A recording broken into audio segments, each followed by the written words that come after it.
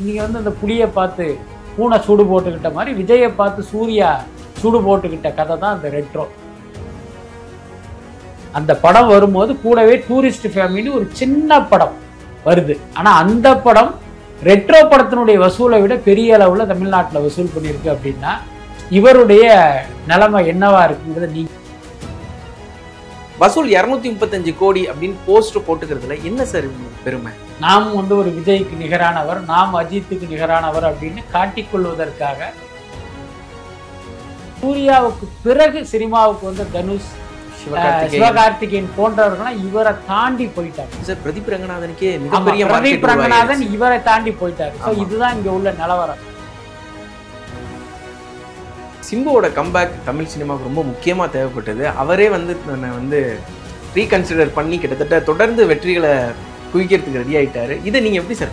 ஒரு நடிக்கிறது மட்டும் இல்ல, ஒரு மிகச்சிறந்த இயக்குனர், கொரியோகிராஃபர், சிங்கர், மியூசிக் டைரக்டர்னு சிம்புவுடைய பரிமாணங்கள் நம்ம அடுக்கிக்கிட்டே போகலாம். ஸோ அந்த அளவுக்கு ஸ்டஃப் இருந்தாலும் அவர் பார்ன் வித் சில்வர் ஸ்பூன்ங்கிறதுனால ஒரு ஆட்டிடியூடாக அவர் கூடவே இருக்கு. அதனால தான் இன்னைக்கு அவருடைய அந்த கரியரையே அவர் இழந்துட்டு நிற்கிறார். தக் லைஃப் 1000 கோடி வருமா? தி ஃபைனல் கட் நேயர்களுக்கு வணக்கம். நான் விஜய் கர்சுதன். இன்னைக்கு நம்ம கூட மூத்த பத்திரிகையாளர் பிஸ்மி அவர்கள் தான் இருக்காங்க. சார் வணக்கம். சார் வணக்கம் சார்.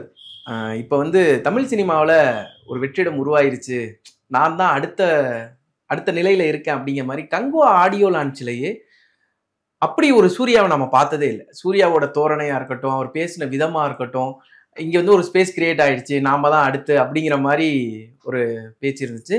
கங்குவாவோட நிலை என்னன்னு தெரியும். அதுக்கப்புறம் ரெட்ரோ வந்து கார்த்திக் சுப்ராஜோட இயக்கத்துல சக்சஸ் ஆக போகுது நினைச்சா திரைப்பட உரிமையாளர் சங்க தலைவர் ஸ்ரீதர் என்ன சொல்றாரு, இல்லைங்க ரெட்ரோவை விட டூரிஸ்ட் ஃபேமிலி வந்து வசூல் அள்ளிட்டு போயிடுச்சு அப்படிங்கிற மாதிரி சொல்றாரு.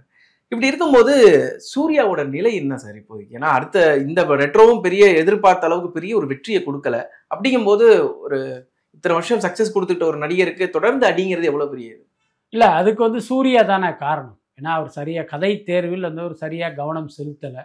இன்னொரு பக்கம் நீங்களே சொன்ன மாதிரி அவர் வந்து ஒரு வெற்றிடம் உருவாகிடுச்சு, அடுத்து நாம தான் அப்படின்னு நீங்க சொன்னீங்கல்ல, கிட்டத்தட்ட அந்த மனநிலை வந்து சூர்யாவுக்கு ரொம்ப நாளாவே இருக்கு. ரொம்ப வெளிப்படையா பேசணும் அப்படின்னா, நாம் வந்து விஜய்க்கு எந்த வகையிலும் குறைஞ்சவங்க கிடையாது, நம்மளை விட அஜித் பெரிய ஆள்லாம் கிடையாது அப்படிங்கிற மனநிலை அவருக்கு இருக்கு. அதனால என்னன்னா அவரு அப்படி ஒரு கற்பனையில் இருக்கிறதால தனக்கான கதையை, தனக்கான கதாபாத்திரங்களை தேர்வு செய்வதில் வந்து அவர் கோட்டை விட்டுட்டார். அதுதான் அவருடைய இந்த வீழ்ச்சிக்கே காரணம். அது எங்க இருந்து நினைக்கிறீங்க? சூர்யாவுக்கு என்ன கரெக்டா இருக்கும், சூர்யாவுடைய ரசிகர்கள் என்னத்தை விரும்புவாங்க, கடந்த காலத்தில் நான் கொடுத்த வெற்றி படங்கள்லாம் என்ன மாதிரியான படங்கள், அது என்ன மாதிரி கேரக்டரு, இப்படியெல்லாம் அவர் ரியலைஸ் பண்ணி ஒரு கதையை செலக்ட் பண்ணியிருந்தாருன்னா அவருக்கு இந்த வீழ்ச்சியே வந்திருக்காது. நாம வந்து அவராகணும் அப்படின்னு அவர் நினைச்சு செலக்ட் பண்ணதுனால தான் இன்றைக்கு வந்து இவ்வளவு பெரிய தோல்வி அவருக்கு. இப்போ கடைசியாக வந்த ரெட்ரோ படத்தை எடுத்துக்கிட்டீங்க அப்படின்னா அது ஒரு சூர்யா நடிக்க வேண்டிய படமே கிடையாது. இன்னைக்கு வந்து அந்த புலியை பார்த்து பூனை சூடு போட்டுக்கிட்ட மாதிரி விஜயை பார்த்து சூர்யா சூடு போட்டுக்கிட்ட கதை தான் அந்த ரெட்ரோ.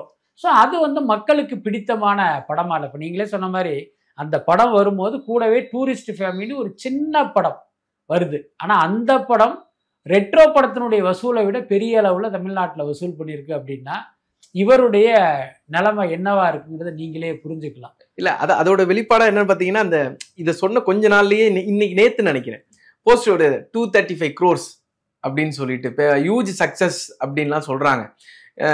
பட்ஜெட்டை விட பட்ஜெட் பார்த்தா கிட்டத்தட்ட 65 கோடின்னு தான் சொல்றாங்க. அது எந்த அளவுக்கு உண்மை அப்படின்லாம் நமக்கு தெரியல. ஆனா வசூல் 235 கோடி அப்படின்னு போஸ்டர் போட்டுக்கிறதுல என்ன சார் உங்களுக்கு பெருமை?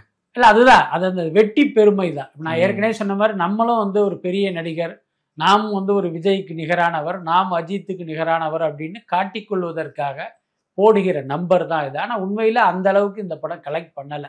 அதுதான் உண்மை. இது எல்லாருக்குமே தெரியும், சூர்யாவுக்கும் தெரியும். ஆனால் என்னன்னா இப்போ வந்து ஒரு செல்ஃப் மார்க்கெட்டிங்கிறது ரொம்ப அவசியமா இருக்கு. எல்லாத்துக்கும் மேல சூர்யாவுக்கு பிறகு சினிமாவுக்கு வந்து தனுஷ், சிவகார்த்திகேயன் போன்றவர்கள்லாம் இவரை தாண்டி போயிட்டாங்க. சார் பிரதீப் ரங்கநாதனுக்கே மிகப்பெரிய பிரதீப் ரங்கநாதன் இவரை தாண்டி போயிட்டாரு. ஸோ இதுதான் இங்க உள்ள நிலவரம். உதாரணத்துக்கு அமரன் படம் தமிழ்நாட்டுல பாத்தீங்கன்னா 100 கோடிக்கு மேல வசூல் பண்ணி கிட்டத்தட்ட 75 கோடி ரூபாய் ஷேர் கொடுத்துருக்கு அந்த படம். ஆனா சூர்யாவுடைய ரெட்ரோ படம் 25 கோடியே ரீச் பண்ணல ஷேர்ல.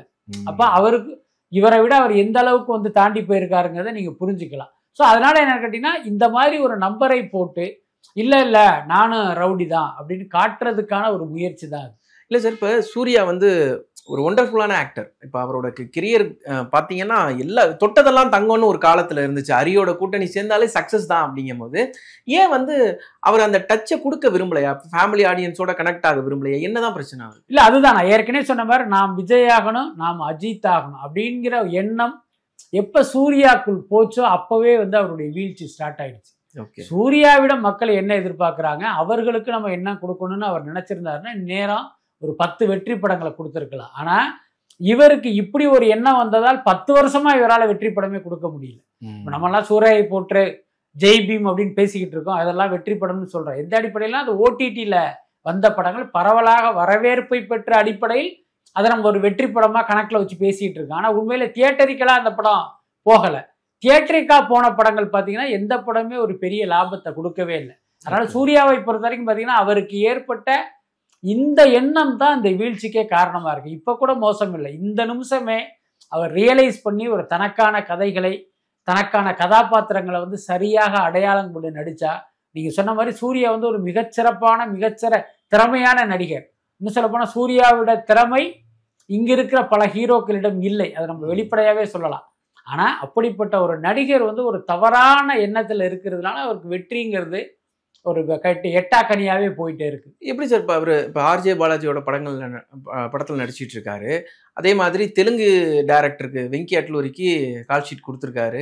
இப்படி எப்படி சூஸ் பண்றாரு? முன்னாடி இருந்த சூர்யாவுக்கும் இப்போ உள்ள சூர்யாவுக்கும் ஏதோ வித்தியாசமா நீங்க பாக்குறீங்க? இல்ல அப்படி இல்லை. இப்ப எல்லாருக்குமே என்ன கணக்கு அப்படின்னா, இப்ப நம்ம இவ்வளவு நாள் தமிழ் ஹீரோவா இருந்தோம், இன்னைக்கு பேன் இண்டியா அப்படின்னு வந்து ஒரு கான்செப்ட் வந்துருச்சு. அப்போ எல்லா லாங்குவேஜ் ஆடியன்ஸை நம்ம ரீச் பண்ணணுங்கிறது இப்போ எல்லா ஹீரோக்களுக்கும் மிக முக்கிய தேவையா இருக்கு.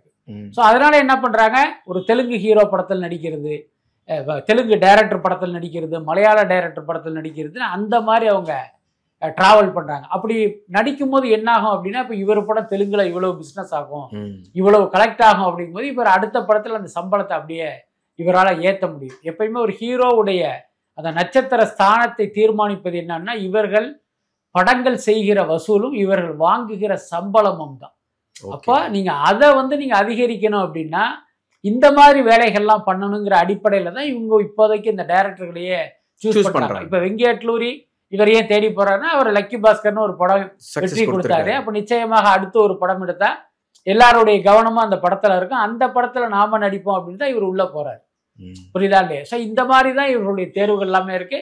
நாட் ஓன்லி சூர்யா, இப்போ தனுஷா இருக்கட்டும், சிவகார்த்திகேயனா இருக்கட்டும், எல்லாருமே இந்த பாதையில தான் டிராவல் பண்றாங்க. சரி, அதே மாதிரி சூர்யாவோட இன்னொரு விஷன் யாருன்னு பார்த்து, ஐ மீன் விஷன்னு சொல்லக்கூடாது, அவர் காலகட்டத்திலே வளர்ந்த ஹீரோனா சியான் விக்ரம். சிங்கம் போல அப்படின்னு போட்டா மட்டும் போதுமா அந்த படம் ஹிட் ஆயிருமாங்கிற ஒரு மனநிலை வந்துருச்சு. வீரதீர சூராவும் அவருக்கு மிகப்பெரிய ஒரு பெரிய வெற்றி படமாலாம் இல்லை. அவருக்கு என்ன ஆச்சு சார்? இல்ல அதேதான், கிட்டத்தட்ட அந்த சூர்யாவுக்கு உள்ள அதே நிலைமை தான் விக்ரமுக்கும். ஆனா விக்ரமை பொறுத்த வரைக்கும் நம்ம விஜய் ஆகணும், அஜித் ஆகணுங்கிற அப்படி அவர் நினைக்க மாட்டாரு. நம்ம பண்ற படம் வந்து பாத்தீங்கன்னா ஒரு பிரமாதமான வந்து படமா இருக்கணும், கதையா இருக்கணும், அதுல நம்மளை வந்து ப்ரூவ் பண்ணணும், ஏற்கனவே பண்ணாத அளவுக்கு நம்ம பண்ணணும், இப்படிலாம் அவர் நினைப்பாரு. ஆனா அவர் தேர்ந்தெடுக்கிற கதைகள் வந்து அப்படிப்பட்ட கதைகளா இருக்காது. அதுதான் சிக்கல். இன்னும் சொல்ல போனா வீரதீர சூரெல்லாம் பார்த்தோன்னா ஆரம்பத்திலாம் அந்த படத்துக்கு ஒரு பெரிய ஹைப் இருந்தது. ஆனா அதுக்கப்புறம் பாத்தீங்கன்னா அது மக்கள்கிட்ட பெருசா வந்து ரீச் ஆகலை. பட் என்ன இருந்தாலும் இன்றைக்கு திறமை அடிப்படையில் நீங்க பாத்தீங்க அப்படின்னா மற்ற ஹீரோக்களை விட விக்ரம் வந்து இப்ப கமலஹாசனுக்கு அடுத்து அப்படின்னு நீங்க யோசிச்சீங்க அப்படின்னா அது சந்தேகம் இல்லாம விக்ரம் தான். ஓகே சார், சிம்புவோட கம்பேக் தமிழ் சினிமாவுக்கு ரொம்ப முக்கியமா தேவைப்பட்டது. அவரே வந்து வந்து ரீகன்சிடர் பண்ணி கிட்டத்தட்ட தொடர்ந்து வெற்றிகளை குவிக்கிறதுக்கு ரெடி ஆயிட்டாரு. இதை நீங்க எப்படி சார் பாக்குறீங்க? இல்ல அது வந்து ஒரு பெரிய சாதனையா நம்ம சொல்ல முடியாது. ஏன்னா நம்ம சினிமாவில் நடிக்கணும் அப்படின்னு லட்சக்கணக்கான பேர் வந்து விரும்புகிறாங்க, ஆயிரக்கணக்கான பேர் கோடம்பாக்க வீதிகளில் அலைஞ்சிக்கிட்டு இருக்காங்க, பசியோட பட்டினியோட, உடுத்த நல்ல உடை இல்லாமல், ஒண்டுவதற்கு இடம் இல்லாமல் எத்தனையோ பேரை நம்ம பார்த்துக்கிட்டு இருக்கோம். ஸோ அவர்களுக்கெல்லாம் கிடைக்காத வாய்ப்பு நீங்கள் டி ராஜேந்தரின் மகன்கிற ஒரே காரணத்துக்காக உங்களுக்கு கிடைச்சிருக்கு. அப்படிங்கும்போது அந்த வாய்ப்பை வந்து நீங்கள் சரியாக பயன்படுத்திக்கணும். அவர் சரியாக பயன்படுத்துவார் அப்படிங்கிறதெல்லாம் பெரிய விஷயம் இல்லை. நீங்கள் கண்டிப்பாக அந்த வாய்ப்பை வந்து பயன்படுத்தி இருக்கணும் அதான் முக்கியமான விஷயம். ஆனால் துரதிர்ஷ்டவசமாக சிம்பு வந்து அதை செய்யலை. நம்ம ஏற்கனவே மற்ற ஹீரோக்களுக்கு சொன்னது இவருக்கும் பொருந்தும். இன்றைய இளம் ஹீரோக்களில் மற்றவர்களை விட மிக திறமையானவர் சிம்பு.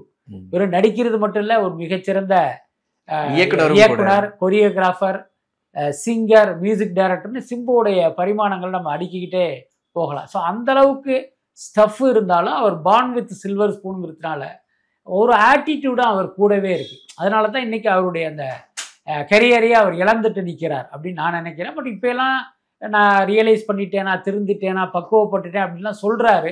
பட் அது வெறும் சொல்லாகவே இருக்கு. அது வந்து ஒரு செயலாக மாறினால் அது உண்மையிலேயே மகிழ்ச்சி. இல்லை, அவர் தான் சொல்றாரு சார், மணிரத்னம் சார் ஷூட்டிங்கு நான் கரெக்டாக போறேன்னா எல்லாம் அங்கே கரெக்டாக இருக்கு அப்படின்னா மற்ற டேரக்டர்ஸ் அவர் என்ன சொல்ல வர்றாரு? இல்லை, அது வந்து ஒரு தவறான ஸ்டேட்மெண்ட்டாக தான் நான் பார்க்குறேன். நீங்கள் மணிரத்னத்தை வந்து பிரைஸ் பண்ண வேண்டியது உங்களுடைய கடமை. அதை நீங்கள் பிரைஸ் பண்ணுங்க, யாரும் தப்பாக சொல்ல மாட்டாங்க.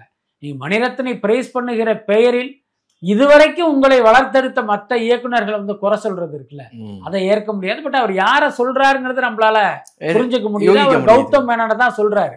ஏன்னா அதுல எந்த மாற்றமே இல்லை. அது நீங்க உங்களுக்கு தைரியம் இருந்தால் பெயரை சொல்லிருங்க. கௌதம் மேனன் இந்த மாதிரி பண்ணாருன்னு நீங்க சொல்லுங்க.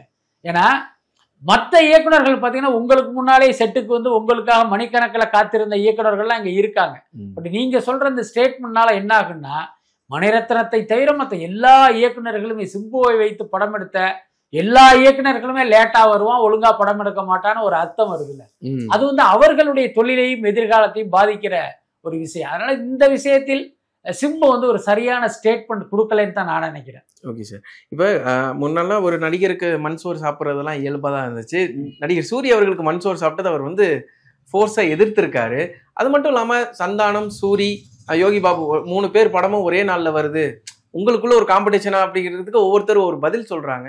தமிழ் சினிமாவோட இன்னொரு பரிமாணமா இதை பார்க்கலாம். இல்ல, இதுல வந்து நீங்க யோகி பாபுலாம் கணக்குல எடுத்துக்க வேண்டாம். யோகி பாபு காமெடியனும் கிடையாது, இவர்களோடு போட்டி போடுகிற தகுதி திறமை உள்ள ஒரு நடிகர் கிடையாது. அதனால என்னை பொறுத்த வரைக்கும் கடந்த வாரம் பாத்தீங்கன்னா சூரிக்கும் சந்தானத்துக்கும் தான் போட்டி. ஆனா என்ன இங்க நடந்துச்சு அப்படின்னா 2 பேருமே தோல்வியை சந்திச்சிட்டாங்க. அதுதான் முக்கியமான விஷயம். 2 படத்தையுமே மக்கள் வந்து பெருசா வரவேற்கல.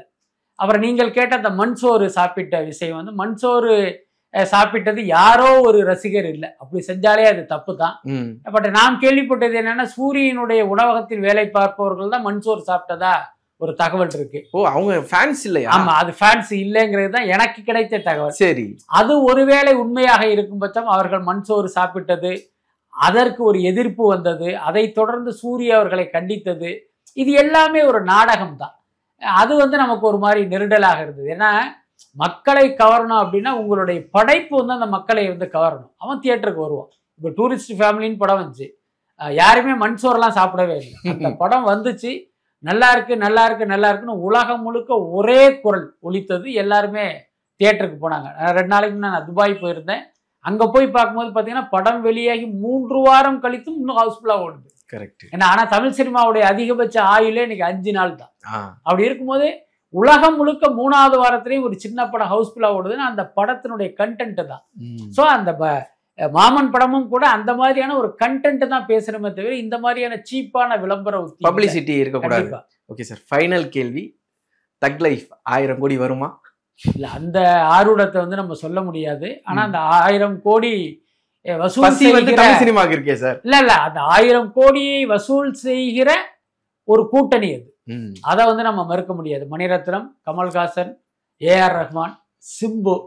ஸோ இந்த காம்போவுக்கு வந்து அந்த 1000 கோடியை வசூல் பண்ணுகிற அந்த இது இருக்கு, திறமை இருக்கு. எல்லாத்துக்கும் மேல இந்த படத்தை வந்து எப்படி மார்க்கெட்டிங் பண்ணணும், ஒவ்வொரு லாங்குவேஜ் மக்கள்கிட்ட எப்படி எடுத்துட்டு போகணுங்கிற அந்த வித்தையும் கமல்ஹாசனுக்கு தெரியும். கண்டிப்பா. நீங்க கூட இந்த படத்தினுடைய அறிவிப்பை பார்த்துருப்பீங்க. இந்தியா முழுக்க இல்ல, உலகம் முழுக்கவே இந்த படத்தை தூக்கிட்டு இவங்க வந்து ஒரு ரவுண்ட் அடிக்கிறாங்க. ஆமா, சமீபத்தில் கூட கேள்விப்பட்டேன், ஒவ்வொரு ஊருக்குமே 2 முறை இந்த படக்குழு வந்து டிராவல் பண்றாங்க. ஒரு முறை வந்து ஊடகங்கள்கிட்ட போறாங்க, இன்னொரு முறை ரசிகர்கள்ட்ட போறாங்க, இன்ஃப்ளூயன்சர்ஸ் கூட அதையும் கூட நம்ம சேர்த்துக்கலாம். அந்த மாதிரி பாத்தீங்கன்னா இந்த படத்தை எப்படா மக்கள்கிட்ட கொண்டு போகணும் அப்படின்னு ரொம்ப யோசிச்சு அவங்க ஒவ்வொரு அடியும் எடுத்து வைக்கிறாங்க. அந்த முயற்சிக்கு நீங்க சொல்கிற பலன் கிடைக்கிறதுக்கு வாய்ப்பு இருக்கு. ஓகே சார், இவ்வளவு நேரம் உங்களோட கருத்துக்களை பகிர்ந்துகிட்டதுக்கு ரொம்ப மகிழ்ச்சி சார். நன்றி. ரொம்ப நன்றி.